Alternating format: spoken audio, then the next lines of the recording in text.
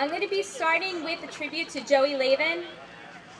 As I mentioned this morning, the Joey Lavin Foundation was born out of the tragic loss of my brother Joey to his disease of addiction. My parents, Mary and Lou Lavin, created the foundation to help others like Joey. 3 months before he passed, he went to rehab. He requested to stay longer after completing it because he knew he needed more treatment. However, his insurance would not cover it. He relapsed shortly thereafter.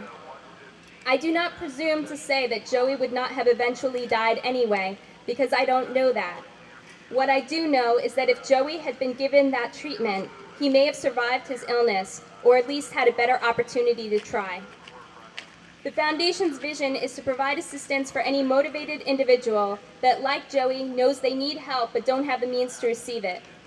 Anyone who's endured addiction knows how insidious and all-consuming it is. Ultimately, it's a fatal disease. The families here are a testament to that.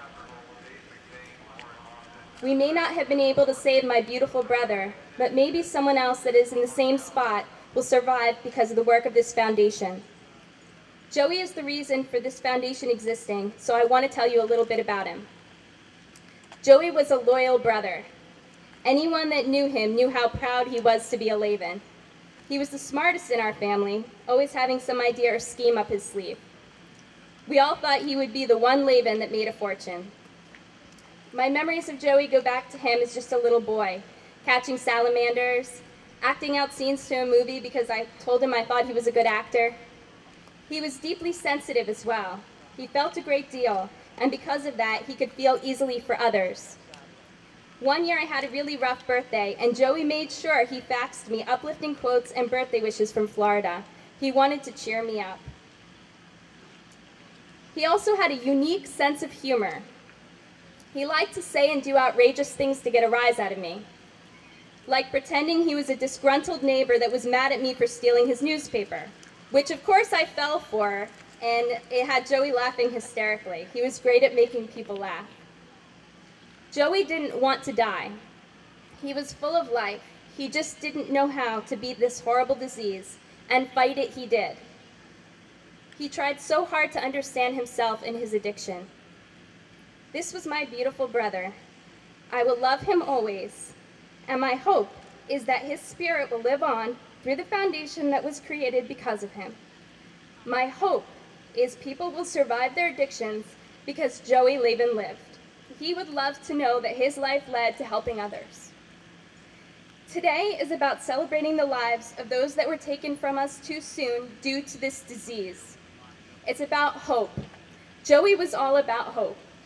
Even in the midst of his deepest despair, he sought out hope. Today, let's have hope that those of us who felt helpless to save our loved ones will now have a vehicle to help others through this foundation. Hope that people that suffer from addiction can recover. Hope that those of us still suffering from our losses will heal. Hope that despite the darkness in this life, we can be instruments of light in some way. Thank you all for being here to commemorate this anniversary and to support the foundation. At this time, Anita Mazza would like to come forward with a poem.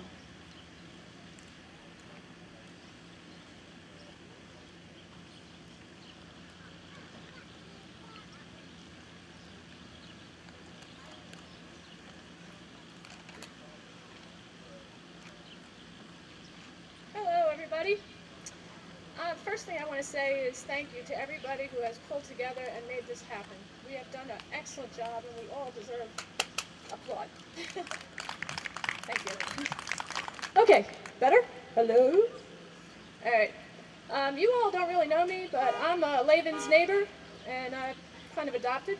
I've been in the family for a long time, and I'm very grateful for that. Okay. This poem was read when at Joey's funeral, and it touched my heart, and I think it'll touch you all if I can make it through it. The final flight. Don't grieve for me, for now I'm free. I'm following the path God laid for me. I took his hand when I heard his call. I turned my back and left it all. I could not stay another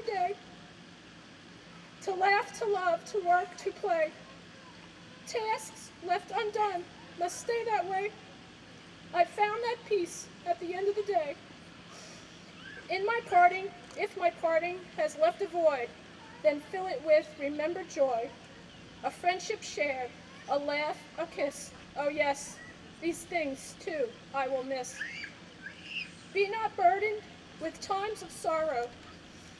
I wish you the sunshine of tomorrow. My life spent full, I savored much. Good friends, good times, a loved one touched. Perhaps my time seemed all too brief.